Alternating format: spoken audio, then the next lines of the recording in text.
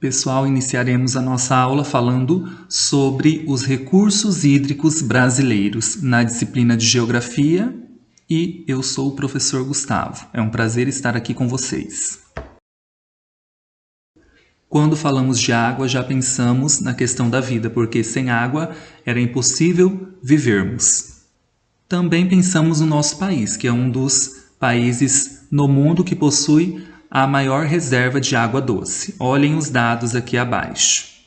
Devido à extensão do nosso país, ou seja, o seu tamanho e o clima, também a localização geográfica, aqui concentram cerca de 12% de toda a água doce existente no mundo. Se considerarmos apenas o continente americano, o Brasil vai corresponder a 34% desse total. E na América do Sul, cerca de 56%. Esses dados são da ANA, Agência Nacional de Águas. Apesar dessa riqueza, o Brasil pouco investe no uso sustentável de seus recursos hídricos. E também a distribuição das águas brasileiras se concentram justamente nos territórios menos povoados, como por exemplo na Bacia Amazônica. No próximo slide, analisaremos melhor esta situação em uma tabela. A região norte do Brasil, olhem só, possui uma densidade demográfica, isto é, uma densidade de povoamento de 4,2 habitantes por quilômetros quadrados. E possui uma concentração hídrica de cerca de 68,5%. Olhem só a diferença.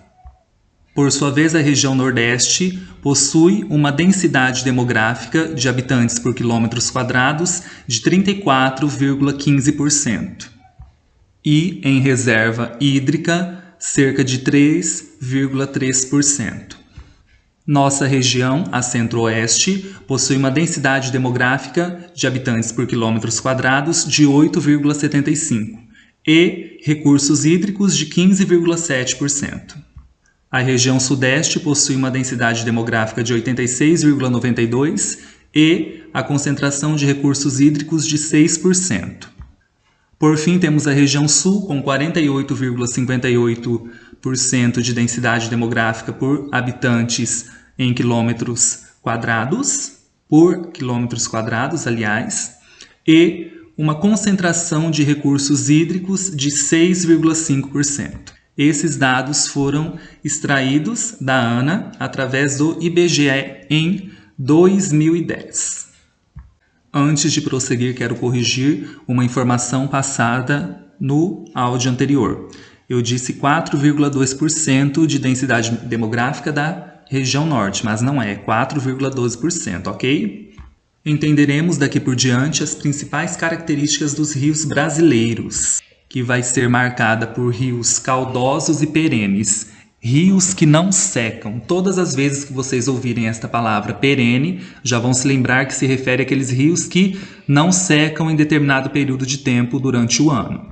Dentre esses rios, citamos o mais importante, o maior, que é o Rio Amazonas, que se destaca no contexto internacional também, além de outros rios como o Paraná, o Tocantins e o São Francisco.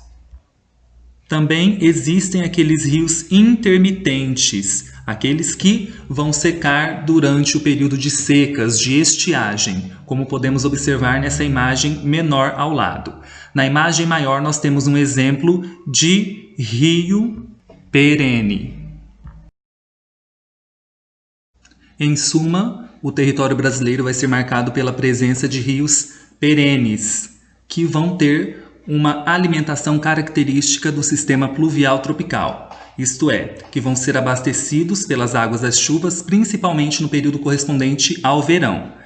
Nesse período também acontecerão as cheias e no período do inverno, quando as águas baixam, ocorrem as vazantes, aquela parte próxima ao rio que fica seca, que é cheia no período das chuvas, onde há o transbordamento das águas dos rios.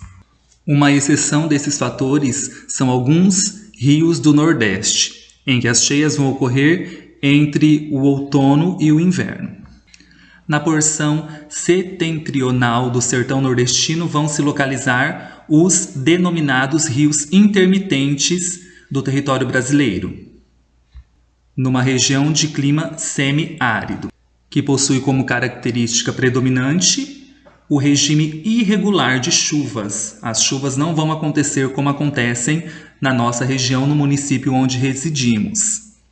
Fator responsável pela existência de rios deste grupo nesta região.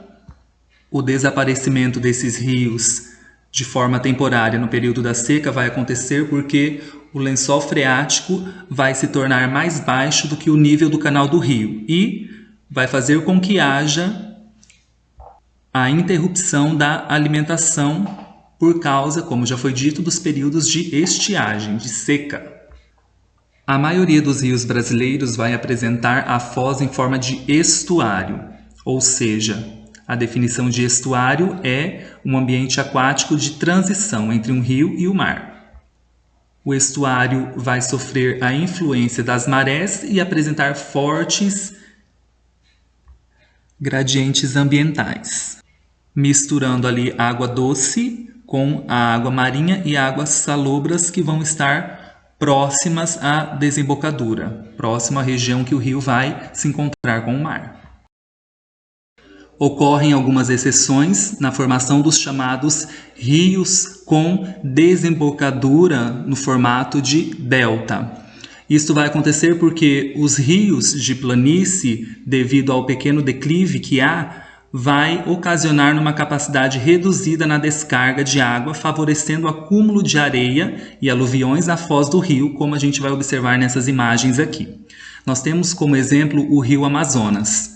Aqui, onde ele se encontra com o mar no estado do Pará, vemos aqui duas imagens de satélite e uma imagem com o formato de fotografia. Observem com atenção como ocorre o encontro deste rio com o mar. Em grande parte, o sistema de drenagem dos rios brasileiros vai ser exorreica. Atenção a essa palavra, olha o significado dela. As águas vão fluir do interior do continente para os oceanos. Este processo de deslocamento das águas recebe este nome, exorreica.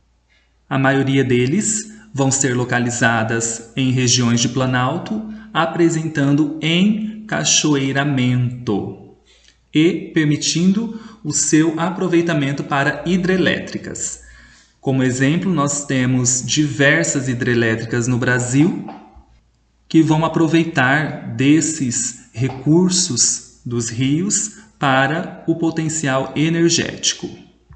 Uma vez que, quanto maior for o desnível, maior vai ser a queda da água, contribuindo para a construção dessas usinas. Por fim, os rios de planície, como não vão apresentar esses declives, vão favorecer a navegação. Então, cada tipo de rio vai ser potencial para o desenvolvimento de uma atividade diferente. Vocês notaram aí? Os rios que apresentam encachoeiramento servirão para a construção de hidrelétricas e os rios de planície favorecerão a navegação.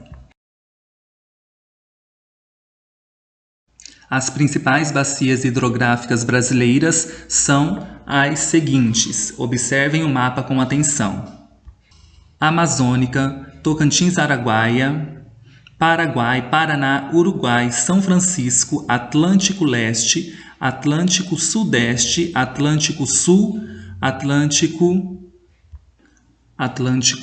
Noroeste Oriental, Atlântico Noroeste Ocidental. A bacia hidrográfica vai se definir por uma área que vai ter um principal rio para fazer a drenagem dos demais.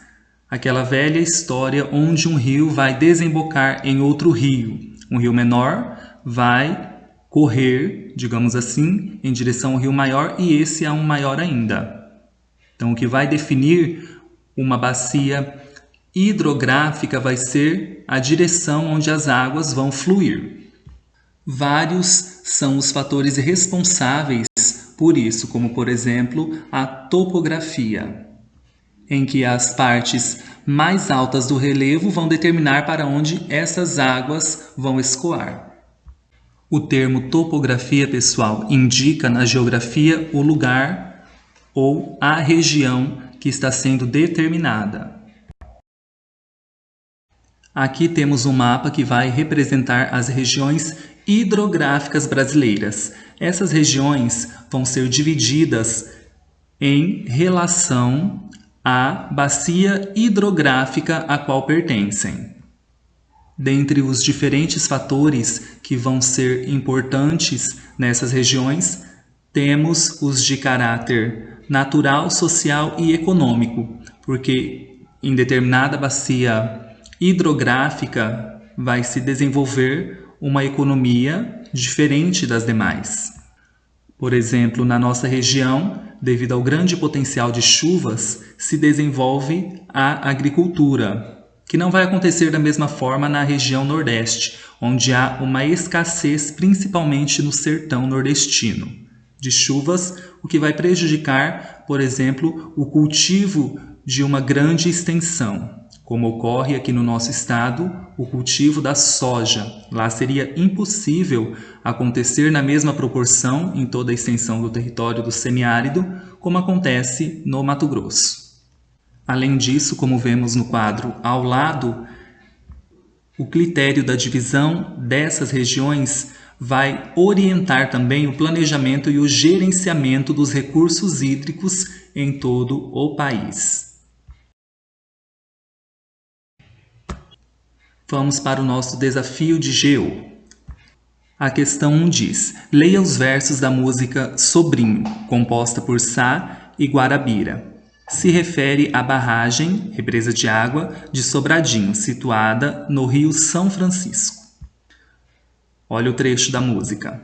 O homem chega, já desfaz a natureza. Tira gente, põe represa. Diz que tudo vai mudar. O São Francisco lá para cima da Bahia. Diz que dia menos dia vai subir bem devagar. E passo a passo vai cumprindo a profecia do boato que dizia que o sertão ia alagar. O sertão vai virar mar, dá no coração. O medo que algum dia o mar também vire sertão. Com base nesse trecho temos um questionamento. Que consequências sociais e ambientais podem estar relacionadas à construção da barragem de uma hidrelétrica? Analisem, pessoal, com base nos conhecimentos que vocês já têm adquirido e com o que nós conversamos durante a nossa aula e reflitam. O que acontece quando há uma construção de uma barragem? O que esse represamento de águas vai ocasionar no ambiente próximo ao rio, que vai ficar, consequentemente, debaixo d'água, entre aspas. Entre aspas não, pessoal, realmente vai ficar embaixo d'água. Reflitam, eu vou dar um tempo para vocês e respondam esta questão. A questão 2 vai falar o seguinte: o Brasil é detentor das maiores reservas de água doce do planeta, com cerca de 12% do total mundial. Descreva como ocorre a distribuição desses recursos no território nacional.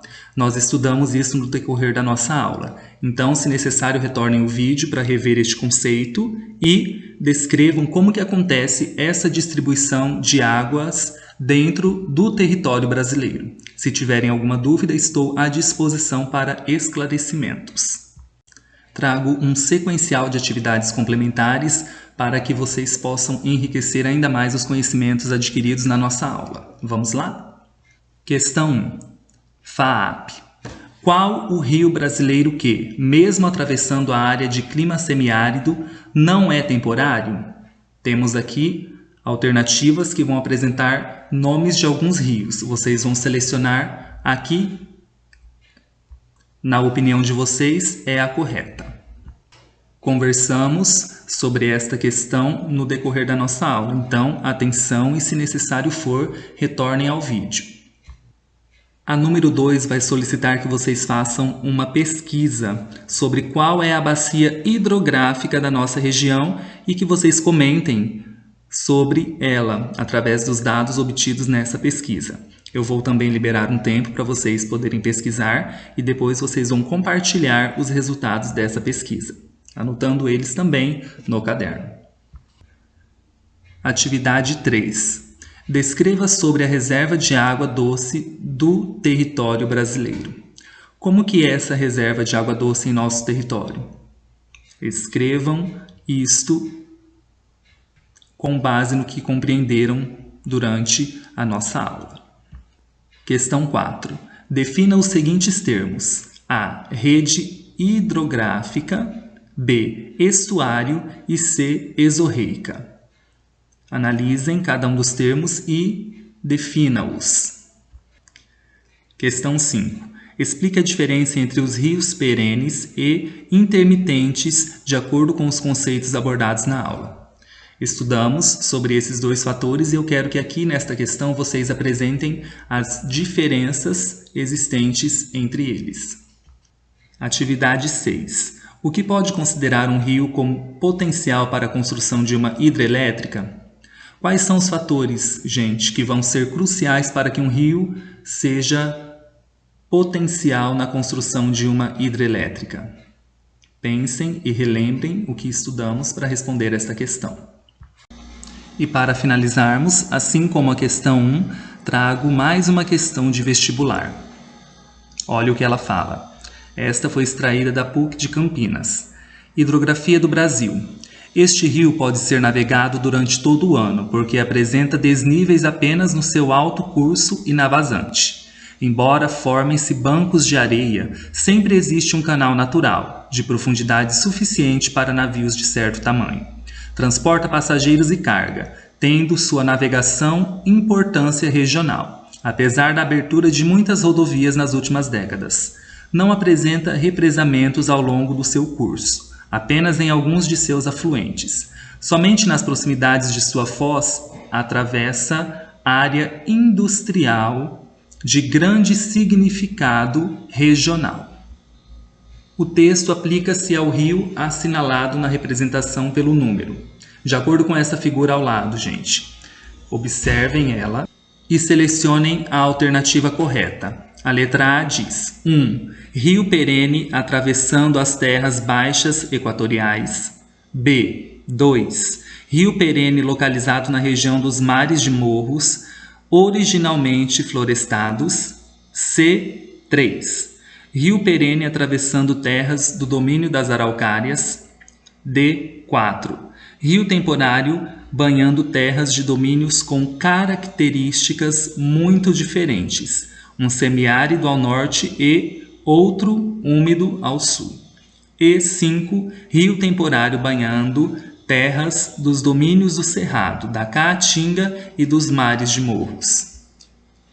De acordo com essa observação do texto, a análise da imagem, qual dessas alternativas é a correta? Pensem e respondam. Se precisar, estou aqui para esclarecer alguma dúvida que possa surgir. Pessoal, esta foi a nossa aula. Espero que vocês tenham gostado desse novo formato e dessa nova dinâmica de interação e de estudos e me coloco à disposição de vocês para esclarecimentos. Até daqui a pouco.